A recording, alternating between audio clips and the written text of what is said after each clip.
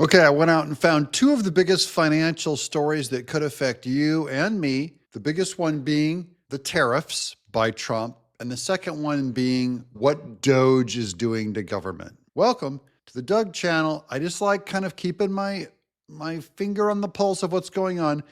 This is an amazing video with Kevin O'Leary and Scott Bessent. Is that the Treasury Secretary? Give this a watch and then you'll totally understand. Here's what's going to happen. I'm going to just give it to you in English. Every single tariff schedule, they started in the Second World War, that far back, on every product in every country has never been looked at this way. So India, Ireland, England, Canada, Mexico. If you charge 243%, which is what they charge Vermont butter when it goes into Quebec, they're going to put a reciprocal tax on it April 2nd. Even Steven. So butter coming in from Quebec is going to be taxed at 243% into Vermont. And then what happens, both sides look at each other and say, this is pretty dumb. Why are we doing this to each other? And they say, how about no tariffs? Yes. That's why this works, because you got to squeeze. Yeah. Now, this is Scott Bessent, Treasury Secretary, on why on April 2nd, when these tariffs go up, everything financially changes for America. But it's mostly good news. Roll out the reciprocal tariffs, but what I can tell you, and I would encourage your viewers and the public and the media to follow, going into April 2nd, and already now we've seen some of our most imbalanced trading partners come forward and want to drop their tariffs. So by President Trump pushing forward with a tariff plan, reciprocal tariffs, if you drop yours, we'll drop ours. We are already seeing some of the worst offenders come down. April 2nd is an important day, but I would also tell everyone to look what happens from April 2nd to, say, June 30th as the other countries come down too. And President Trump's created a win-win situation here. Either the tariff barriers come down, the U.S. can export more, trade is fairer. It's always been free, but not fair. And then we, or if they don't do it, we'll take in substantial revenues. Okay, so that's how tariffs are a win-win, allegedly. And we're going to find out in just over a week at that April deadline. Don't ask me why all the stars were going over their face there. It's the information that I'm trying to get you. Also, with Scott Bessent on DOGE, which I believe is the second most important financial thing that's going to change in America. Number one is the tariffs should remove all tariffs against America, meaning it will be more free, fair trade and more in benefit to us because it'll be fairer.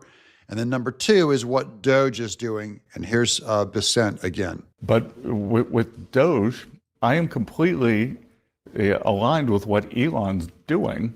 And everyone says, well, do you have to do it so fast? Do you have to do it?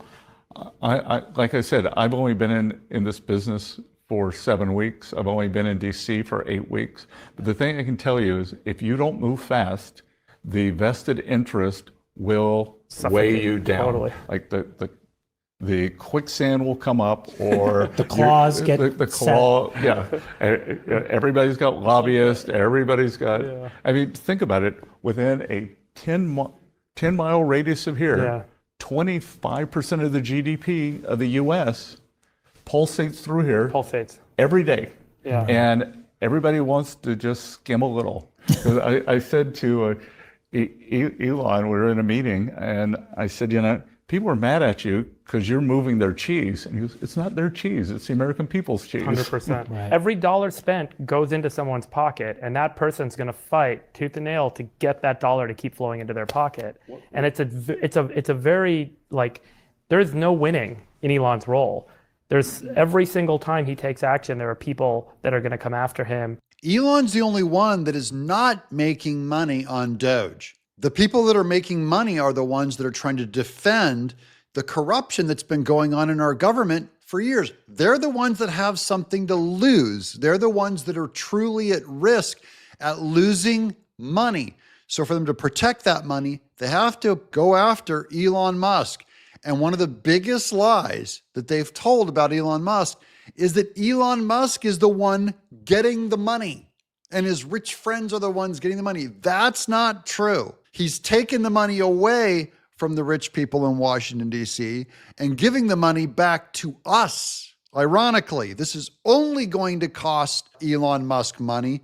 It has only caused his stock price to go down, ruined his Tesla dealerships, ruined his reputation, his big famous reputation in Silicon Valley. It's only cost him. They're going to come after the administration.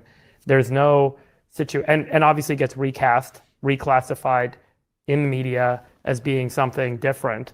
But there's nothing but downside as you make these changes to individual organizations that participate.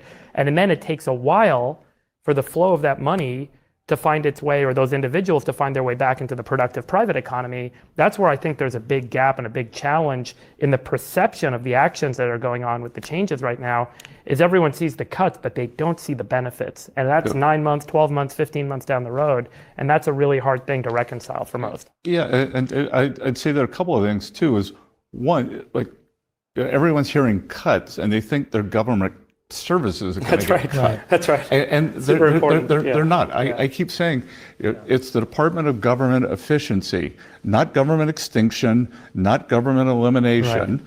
And can we make it run much better with fewer people, with fewer costs? And I don't want to demonize any of these federal employees, because I tell you, in this building, I've been so impressed with the quality of the people.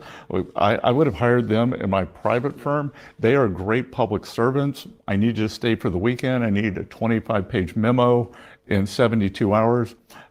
Super high quality. I actually think when all this is done, there will have been two big savings. One will have been on these contractors. Sure. We were just talking about this. We were with Elon just now. We were just with Elon in the West Wing. An incredible stat. He said, I'm not going to name the firm so that I don't want to, but he said this one organization gets 98% of their revenue from I was in the newspaper, so we can say it. It's Booz Allen. Exactly. That's Booz Allen. They are getting 90% of or 98% of the money that comes in through government spending. I mean, it's supposed to be spent in another way. They take 98% of the money. It's not even being spent on the normal market. It's being grifted. And now they were able to give the name because it was released in the press. And that's why we're reporting it to you also. So we were talking about this, but then we were going through the numbers on the other firms, and it's just the whole thing. It's shocking. What kind of risk management is that, by the way? Yeah. Right.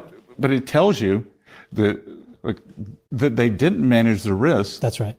Tells you how entrenched they believe they were, and how good it is for them. And how good it is. You're absolutely right. And the way the grift works, you can only have 6-month contracts, but there are people who have had 46-month contracts. Incredible. Like they've been in situ for 20 years. Incredible. And it's this whole.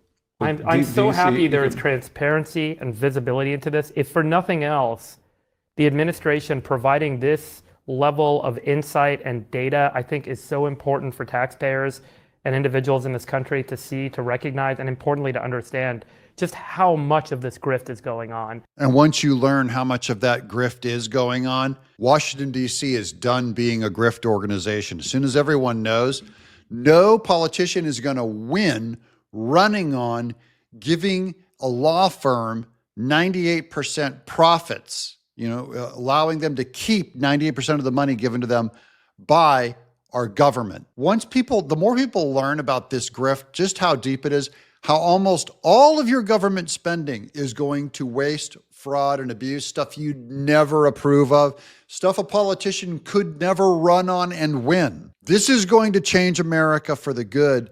I think this is why Trump, and this is something that Tucker Carlson said yesterday, Trump is the most significant president of my lifetime. I'm not saying that as a MAGA fan. I'm not saying that as hey, I love Trump, let's go MAGA, let's go back. No, the facts are America was in crisis, about to go under, the most deeply corrupt time of America in my life, and Trump is going to turn it around. He's the most significant president of my life. What do you guys think? Let me know in the comments below. I'm Doug.